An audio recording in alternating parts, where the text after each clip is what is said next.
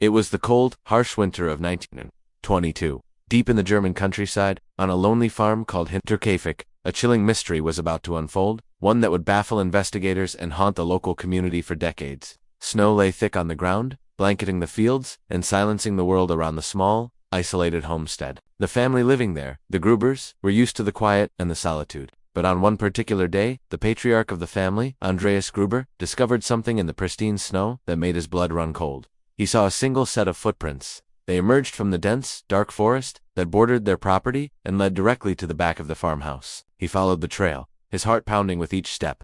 The prints were clear, pressed deep into the fresh snow. But what was truly terrifying, what made the hairs on the back of his neck stand up, was the absence of a return path.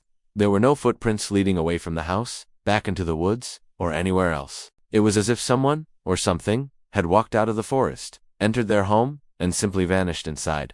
Who did these footprints belong to, and where were they now? The unsettling feeling grew that they were no longer alone on their isolated farm.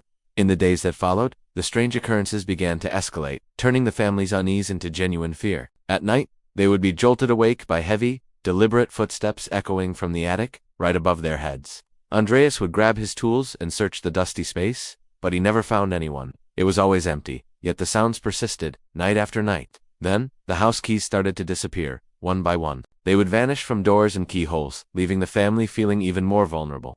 One morning, a strange newspaper appeared on their kitchen table, a publication that none of them had ever subscribed to or bought. It felt like a message, a sign that an unseen intruder was not just present, but toying with them, watching their every move from the shadows of their own home. The family's maid became so unnerved by the constant strange events and the oppressive atmosphere that she declared the house was haunted. Convinced that ghosts were walking the halls, she packed her bags and left in a hurry, refusing to spend another night under that roof. A new maid was hired to replace her, arriving just hours before the silence fell over Hinterkaifeck for good. For several days, no one saw or heard from the Gruber family.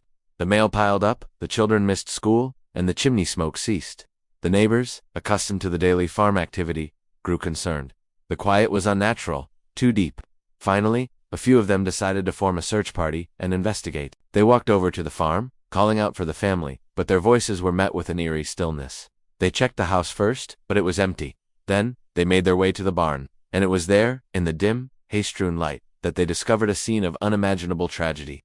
The entire Gruber family, along with their new maid, were gone. The search party found them in the barn, victims of a brutal and swift attack. The news sent shockwaves through the community, and a massive police investigation was launched. But as the authorities pieced together the events, they uncovered a detail that was more disturbing than the crime itself. Evidence showed that the perpetrator, the mysterious person who had left those footprints in the snow, hadn't fled after the horrific act. Instead, they had stayed. For several days after the family was gone, someone remained living in the house. The unknown individual continued the farm's daily routine as if nothing had happened. They went out to the barn and fed the livestock, tending to the cows and other animals. They entered the family's kitchen, cooked meals for themselves, and ate the food from the pantry. They slept in one of the beds, all while the bodies of the victims lay just yards away in the barn. This ghastly detail painted a picture of a killer with nerves of steel, someone completely unfazed by their own monstrous actions. To this day, the case of the Hinterkaifeck Farm remains one of Germany's most infamous unsolved mysteries. The police interviewed hundreds of suspects but never found the person who made those footprints in the snow. The person who walked out of the dark woods and brought a nightmare to life. Who was it? A drifter? A neighbor with a grudge? Or something else entirely? The secret, it seems, was buried forever in the snows of Hint. Thanks for watching The Black Box. If you find these stories as fascinating as we do, don't forget to like this video and subscribe to our channel for more unsolved mysteries.